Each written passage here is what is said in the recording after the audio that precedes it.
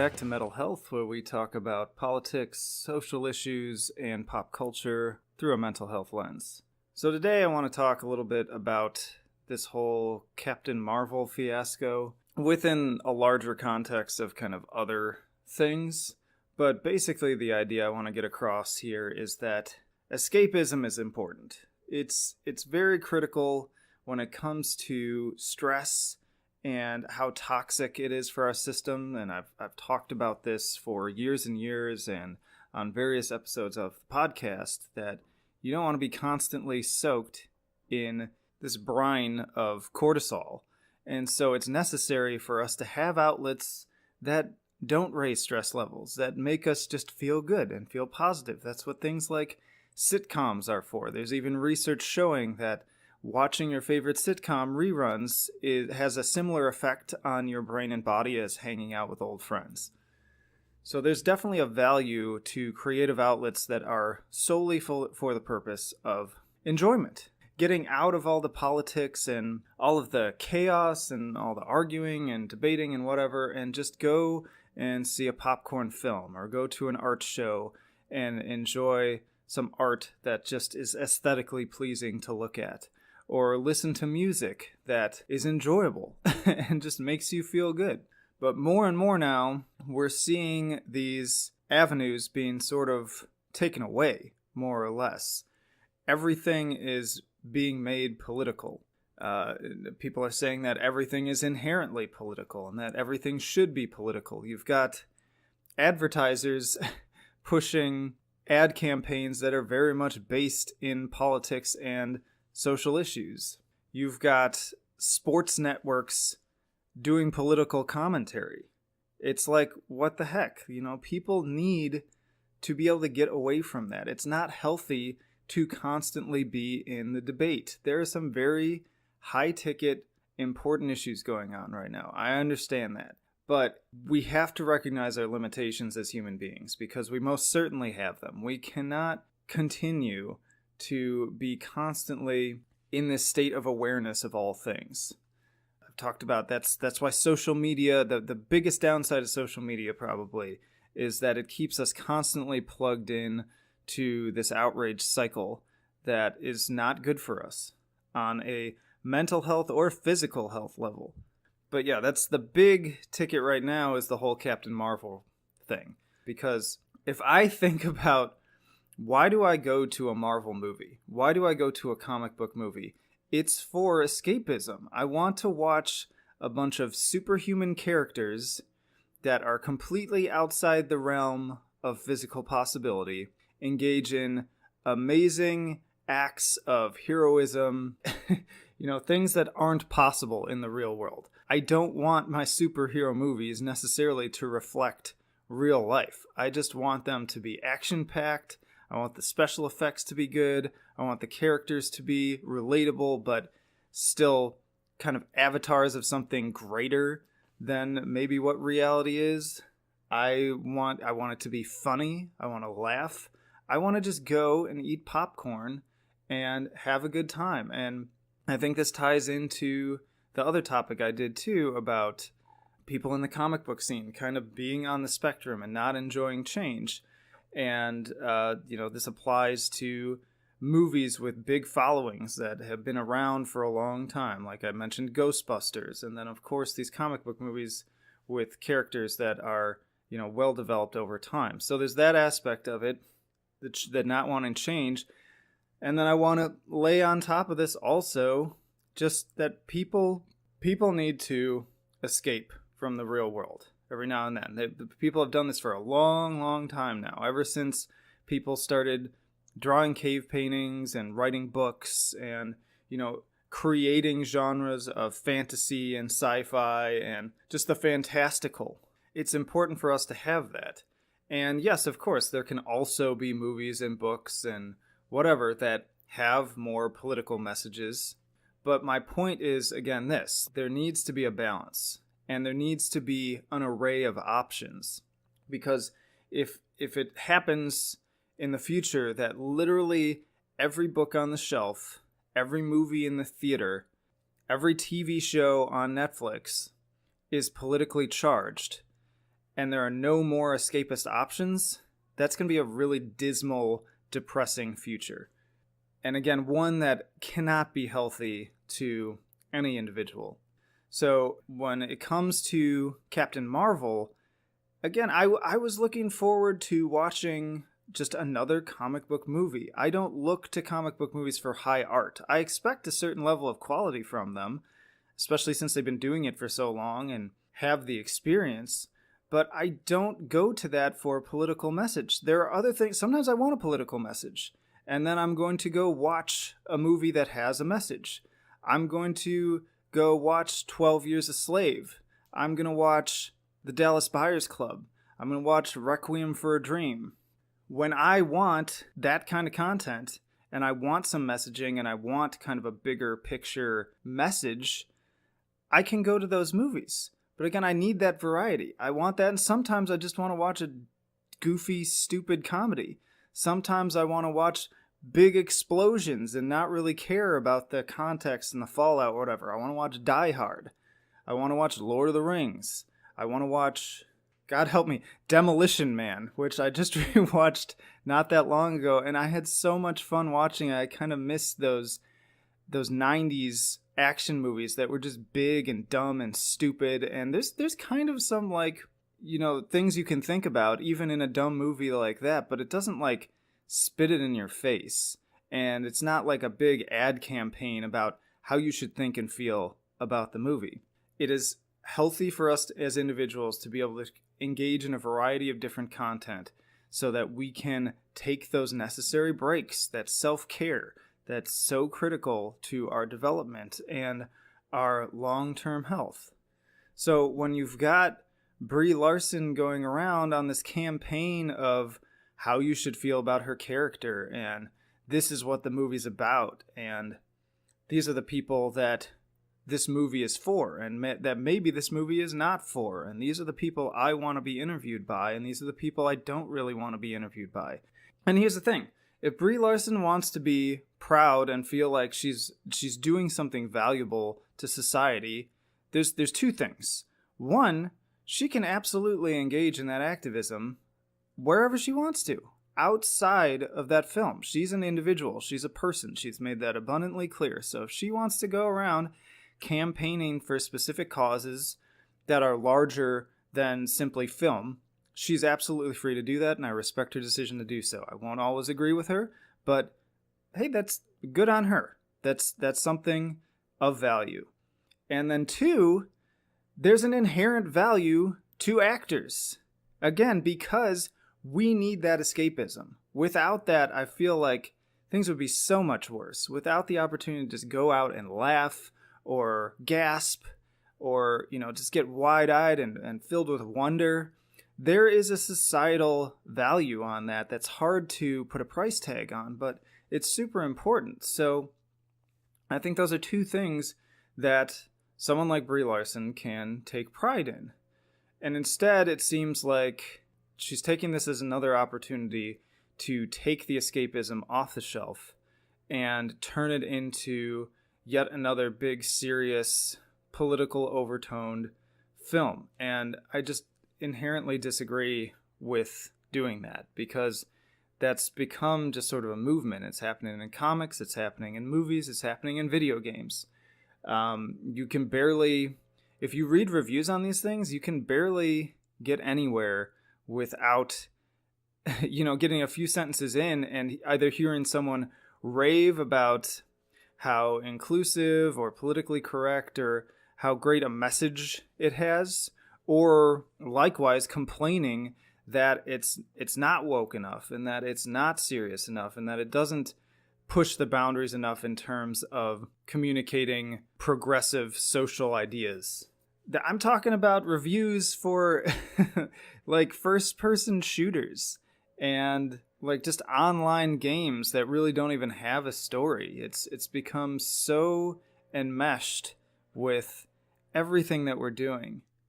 And I think it's a mistake. I really do. I think it's a mistake. And I'm not saying that diversity and inclusion is a mistake. I'm not saying activism is a mistake. I'm not saying looking at progressive values is a mistake.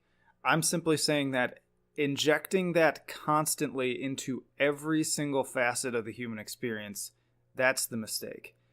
We need to be able to kind of oscillate in and out of those worlds. You cannot live a healthy life where you're constantly embroiled in this kind of civil war of ideas. You need to be able to step out of it. So there need to be avenues where you're allowed to just simply create entertainment for entertainment's sake. And the other aspect of this, too, goes into the idea of intent, I think, because people just tend to make this inaccurate conclusion that because I think this way, then everybody else thinks this way. And this is why I would do it, therefore this is why this person's doing it. We engage in a lot of mind reading. And because we only know our own personal human experience, we have no other basis to go off of. So we project that into pretty much anyone we interact with or that we see in our day-to-day lives. And then just a simple example of this, we were having a work meeting the other day, and we were deciphering results of a work survey to determine what we were going to do to improve the trust that our employees have in us and overall try to increase the satisfaction that they have in our workplace. And there was a question asking about rating how much you trust your leadership. And we went around and we were talking about how do you define leadership?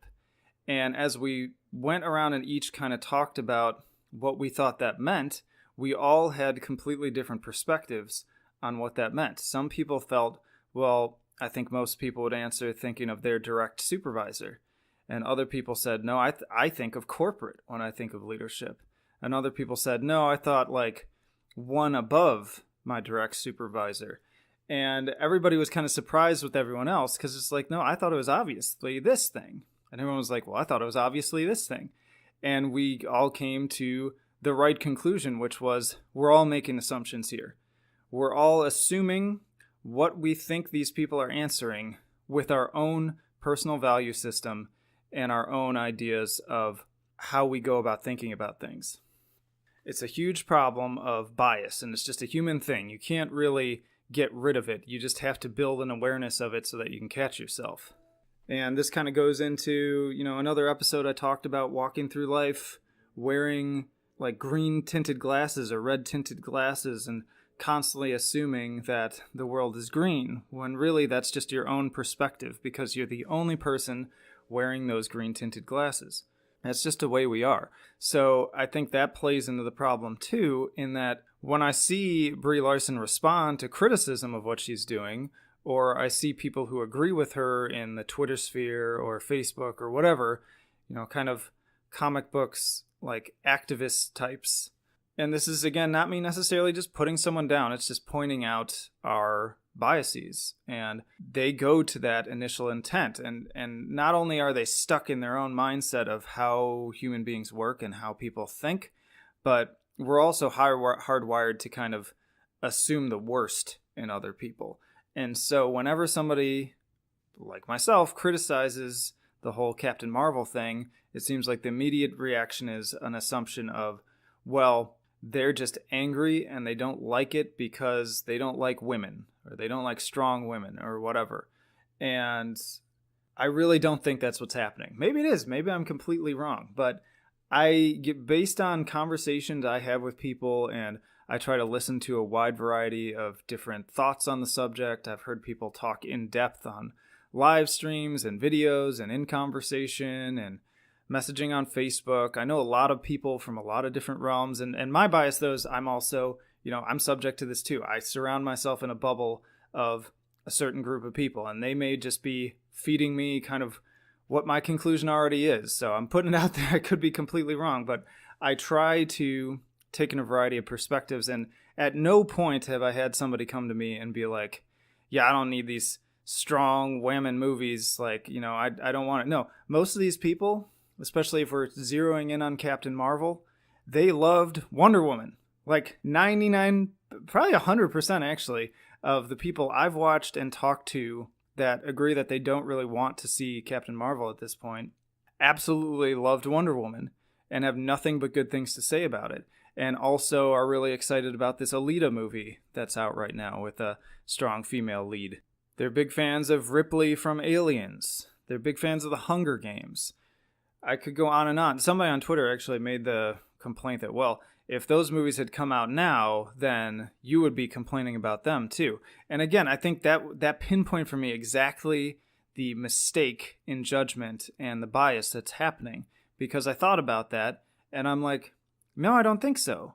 Because one, I have evidence to the contrary, because again, these people are getting really excited about Alita, which is a current release with a positive female lead. Hunger Games also wasn't that long ago. I've seen recent movies with strong female leads that people were genuinely excited about. It's not that post is, again, making the assumption that the intent here is that it's really just about it being a movie with a strong female lead. And I don't think it's about that at all. I think it's going back to what I was just saying at the beginning, that people need an escape. People need an escape and they don't like change. It's those two things plus a million other factors that I won't get into right here. But, if it's an existing property, if it's an existing character and they're making changes to it simply to swap genders or swap races or whatever, people in this genre tend to not appreciate that because they don't like change. And then again, on top of that, even if it's an existing property, if they put it out and they don't just put it out and they start kind of talking down to everyone, again, nobody likes being talked down to, and they start saying, well, here's what you should think about it. Here's how it is, and you should appreciate this, and we don't really care what your opinion is. That's where the problem's coming from. If this very same movie, I'm telling you, the exact same movie, Captain Marvel, was coming out right now, and Brie Larson hadn't said a word, I guarantee you the projected box office numbers would be way higher than they are right now. I think it's all about the marketing. I think it's about the interviews and just some of the moves they've made. Like, I know a lot of people, I've heard them complain about in the trailer, they had this thing where it was like, get ready for her, and then her turns into hero, and it was just like in your face. And that's the aspect of it that I think people are annoyed with, is let me decide how I feel about this. And also let me just escape into the wonders of filmmaking. Let me just have something that I can enjoy and can make my own thoughts on. And that's really another side of this too. Like, even if I'm stepping out just for a second of the mental health realm and how this is important to our self-care and how it's important for us to examine how we're attributing motives to other people. If I'm just looking at this from a pure filmmaking standpoint, and I consider myself a pretty huge film buff. I'm a huge David Lynch fan. I'm a big Stanley Kubrick fan. I'm really very much into the art that goes into filmmaking. And the mark of a good film is that from the editing to the directing to the cinematography to the writing to the acting, it's all about putting all those elements together in such a masterful way that you can present an idea or a feeling to your audience. If you're trying to conjure certain feelings and certain thoughts, then a good filmmaker does that through their craft. They have to convey their point without just telling you. This is why you hear a lot of people who are in the film industry talk about narration being kind of one of the lowest forms of filmmaking, because that's in effect telling your audience that, one, I think you're too dumb to understand what's going on, so I'm just going to explain it to you. Or two, my filmmaking skills are not very good, and so I'm going to just explain what's going on and what you should think and how you should feel with a lot of exposition and a lot of explanation so that I don't really have to put much effort into this. And I feel the same way about interviews. This is one of the reasons why David Lynch to me is both one of my most respected but also most frustrating filmmakers ever that I've enjoyed, because when he goes into an interview, he won't tell you anything. There's a famous clip where somebody asks him something about a movie and he says something really cryptic about like kind of the overall theme of the movie. And the interviewer says, would you like to expand on that? And he just says, no.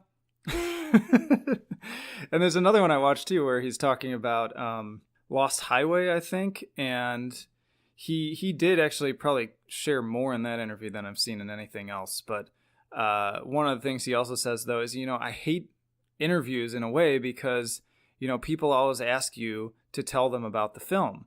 And he's like, the film's on the screen. It's right there. Everything you need to know is in the film. So go watch it. To me, that's so amazing. And again, it can be frustrating because his films are super cryptic, but damned if they don't make you feel something and they don't make you think about things. I always walk away from a David Lynch work just filled with both wonderment and a sense of, wow, there's something more to this. And it's no way preaching to me, so I get excited by it. And I think that's a part of self-care done well. That's how you present ideas in a way that's also kind of rewarding. And so I find myself looking into things and coming to new conclusions, and it's of no volition but my own, so it doesn't feel like this negative, punitive thing. Whereas when you've got someone like Brie Larson, and this isn't me just trying to just kind of crap all over Brie Larson. I'm just making the point that, she's a solid example of this, and there are plenty of other people that do this, but this is the point that we're at right now. But she's, again, going around telling everyone how they should think and feel about this movie. And I think that just completely runs counter to the art of filmmaking and really the craft of acting, too. I think she's doing herself a disservice and, in effect, saying that I'm not a good enough actor to make you think and feel these things. Therefore, I'm just going to stand here and lecture to you about how you should feel. It's that same narration idea again. And honestly, I haven't seen Brie Larson in anything at this point, I don't think. Like, I'm aware of some things she's been in, but to my knowledge, I've never seen a movie that she's in. So I'm not even saying that she's a bad actress, because I don't know. I genuinely don't know. I don't have the experience with her content to be able to make a judgment on that. I'm just simply saying that the way she's presenting herself in interviews makes it seem like there's a lack of confidence there, or maybe it's just, again, here, look, see, I'm doing it now. I'm assuming intent. I'm trying to say why she's doing this. And so at the end of the day, I don't know. I don't know why she's doing this. But in any case, the way it's rubbing me, and I think is rubbing a lot of other people, is that she's not able to just put it up on the screen. It just feels like she has to tell us. And we don't want to be told. Show, don't tell. We want to be shown something. I think a lot of people, even though I didn't love Wonder Woman, it was a really good movie, and a lot of people liked it. Even if you look at the Rotten Tomato scores, super high, both from the crowd and the audience. And that was just, within the last 4 or 5 years? Something like that. And people appreciated it. I do remember there was some fallout after the fact where there were like certain theaters that were doing like women-only showings, and people got mad about that. But to me, that's like people and theaters making a decision. That's not a film studio or the actors or the people involved with the movie making a stand. People can do what they want, and a film studio can do what they want, but I just argue that I think it's healthier, and it's more of creative value and just sort of intrigue, and I just think there's so many benefits to just make a good film and put the ideas up there on screen and let people think what they want to do. I think even a lot of the same people that are complaining right now about Captain Marvel went and saw Wonder Woman and were like, you go, girl. Like, they found themselves probably saying the same things that maybe the filmmakers wanted them to. And were like, yeah, look at her go. Like, she's powerful. She's badass. And then young girls and women and feminists and non-feminists, I feel like, could all go to that movie and take something positive away from that. And they didn't have to be told to, because it's just up there on the screen. And again, not the best movie ever, but there are definitely those moments where it's just like, whoa, like that was cool. So I've just been kind of rambling for this one. I didn't script this one as much as I have some of the last ones, because I just wanted to sort of go off the cuff and see where the ideas went. But to sort of wrap things up in somewhat of a bow, one, please push for there to be continued avenues for people to just enjoy themselves. If you're looking for something politically charged and with a message and that aligns with your particular take on something, there's plenty of avenues to do that. Those will always be there. And there's plenty of movies, I'm sure, in my collection that definitely fall on that spectrum.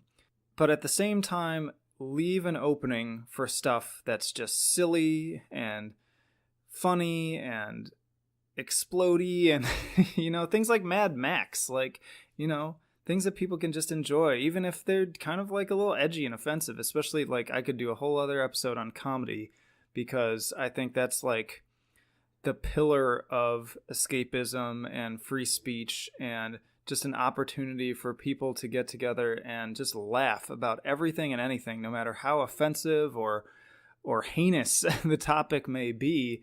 It's a place for us to just laugh it off. There's that famous quote where it's like, sometimes you just have to laugh to keep from crying. And that's why a lot of these comedians aren't hateful people. They just recognize the need to take something that's maybe totally awful, like all the way up to something like 9/11, and find some clever way to make people laugh it off. And that's not taking away the seriousness of it. It's just allowing us that moment of reprieve to say that I'm alive and I can feel good even though this terrible thing happened, and I can go on with my life. And that doesn't take away from...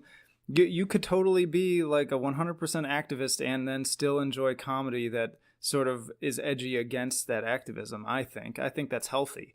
I think that's a good thing for you to be able to step out of that role for 5-10 minutes just to enjoy yourself and feel good.